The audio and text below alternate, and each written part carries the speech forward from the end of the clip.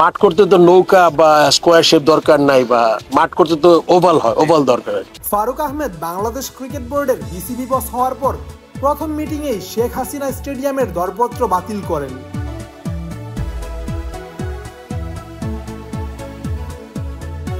পূর্বাচলে হতে যাওয়া স্টেডিয়ামটি হওয়ার কথা ছিল নৌকা আকৃতির, তবে মাঠ করতে নৌকা বা স্কোয়ার শেপ দরকার নেই বলে মন্তব্য করেছেন ফারুক।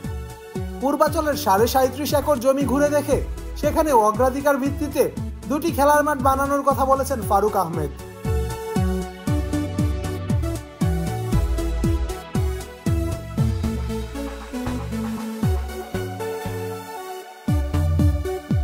স্টেডিয়ামের নাম ও নকশাও যে বদলে যাবে বলেছেন সে কথাও।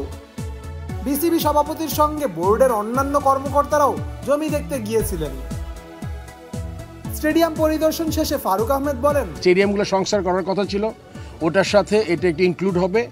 আমরা সব স্টেপ বাই স্টেপ যাব। আমরা দুইটা মাঠের এখানে প্রভিশন আছে, আপনি জানেন বড় একটা স্টেডিয়াম হওয়ার কথা ছিল। এই মুহূর্তে হয়তো বা এত বড় বাজেট আমরা এফোর্ড করতে পারবো না, সেই জন্য আমরা এখানে প্রথম একটা মাঠ দিয়ে শুরু করব। দীর্ঘদিন আগে পূর্বাচলে স্টেডিয়াম করার কথা থাকলেও সেটি খুব একটা অগ্রগতি হয়নি।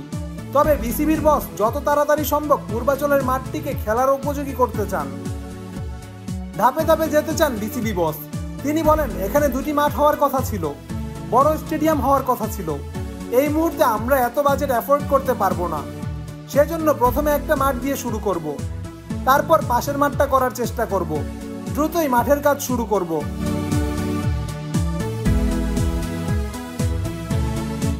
নাজমুল হোসেনের আগের বোর্ড পপুলাস নামের অস্ট্রেলিয়ান একটি প্রতিষ্ঠানকে স্টেডিয়াম নির্মাণের পরামর্শক নিয়োগ দিয়েছিল। তাদের সঙ্গে কথা বলেই যত দ্রুত সম্ভব মাঠের কাজ শুরু করতে চান BCB boss. It's too far, এখনো 2031, প্লাস আপনি জানেন যে আমাদের মাঝখানে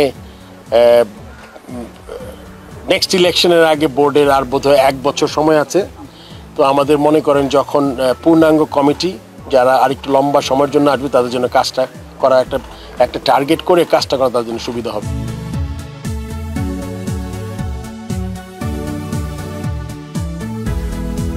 জামান আশরাফ, টিম স্পোর্টস।